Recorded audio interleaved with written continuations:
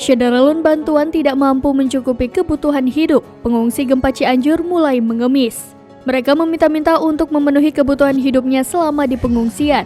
Tidak hanya di sepanjang jalan utama yang melintasi Desa Gasol, Kecamatan Cugenang, mereka juga mengemis di jalan-jalan utama di Desa Mangunkerta, Desa Sarampat, Desa Talaga, dan Desa Cibulakan, Kecamatan Cugenang.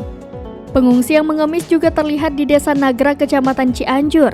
Tidak hanya bapak-bapak, ibu-ibu, remaja, dan anak-anak juga ikut mengemis. Bahkan, seorang ibu yang mengemis sambil menggendong bayinya.